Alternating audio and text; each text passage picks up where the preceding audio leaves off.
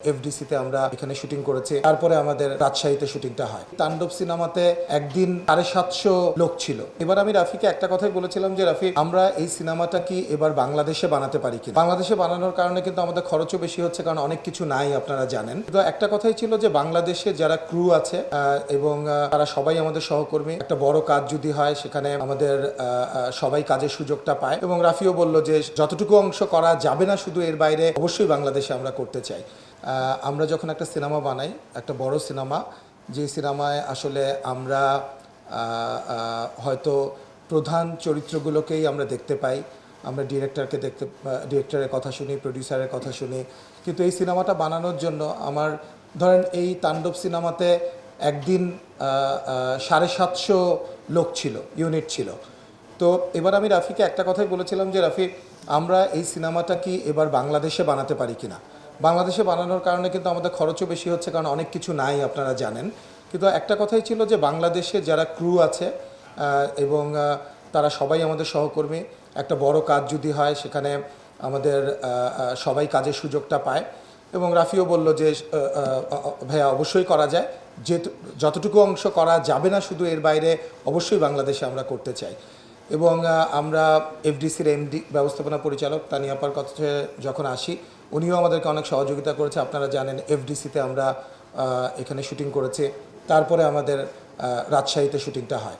তো এবং যেদিন ঘটনাটা ঘটে, প্রথম ফোনটা যখন আমার কাছে আসে, তো আমি জিজ্ঞেস করি যে মানে উনি কি শট দেওয়ার সময় মারা গেছে, মানে যে কোনো দুর্ঘটনা হতে পারে, নাকি উনি কিভাবে মারা গেছে।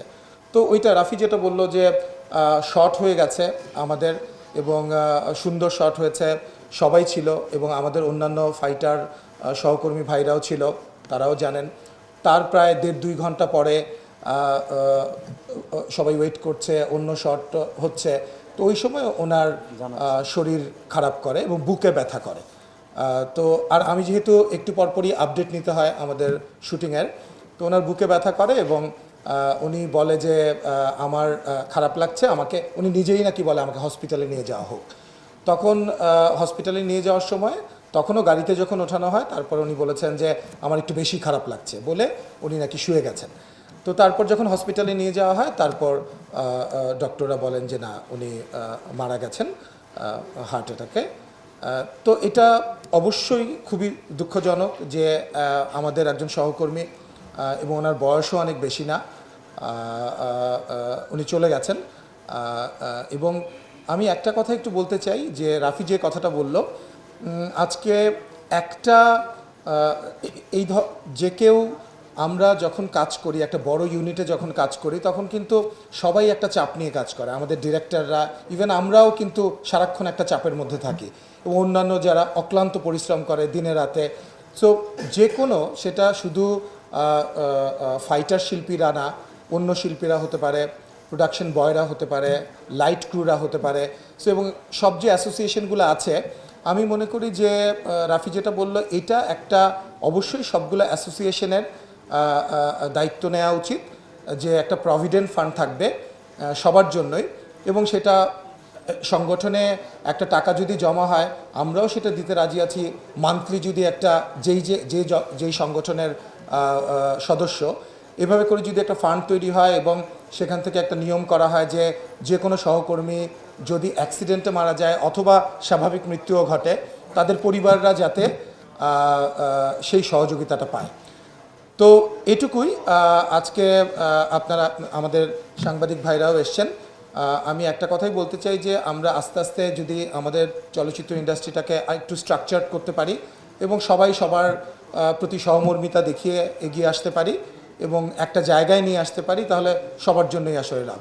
আমি আমাদের সহকর্মী মনির ভাই এবং মনির ভাইয়ের পরিবার, আপনারা দেখেছেন মনির ভাইয়ের 2টা বাচ্চা, আমি নাম জিজ্ঞেস করলাম, একজনের নাম মনিকা, খুবই ফুটফুটে ছোট, একদম মাত্র ক্লাস 3-তে পড়ে, এবং আসিফ পড়ে ক্লাস 9-এ।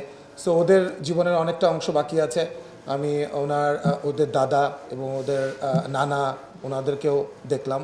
সো আমরা চাই যে ওরা বড় হোক এবং ওদের যে এডুকেশনটা কন্টিনিউ থাকুক। আমরা আজকে যতটুকু পেরেছি আমরা সহযোগিতা করেছি, এর বাইরে এরপরেও আমরা আমাদের অন্যান্য সহকর্মীদেরকে এবং অন্যান্য শিল্পীদেরকে আমাদের পরিচয়ের ভেতর যারা আছেন তাদেরকে বলেছি আপনারাও সহযোগিতা করবেন, এবং আমরা বলেছি যে আমরা সবসময় পাশে আছি। এবং আমি এফডিসির যে আজকে এই মুহূর্তে যারা বসে আছেন তাদেরকেও আমি ধন্যবাদ দিতে চাই, সবাইকে, আরমান ভাইকে, মুক্তি আপাকে এবং কমল ভাই, সালাম, সবাই। কারণ ওনারা যে উদ্যোগটা নিয়েছেন, ওনারা বারবারই বলেছেন যে যে সহায়তাটাই দেওয়া হোক না কেন সেটা যাতে এই বাচ্চা দুইটার ভবিষ্যৎ তৈরি করে সেটা আমরা এনশিওর করতে চাই। তো এই জন্য সবাইকে ধন্যবাদ, এবং পরিবারের প্রতি আমার সহমর্মিতা, এবং মনির ভাইয়ের প্রতি, মনির ভাইয়ের আত্মার মাগফিরাত করছি। Thank you.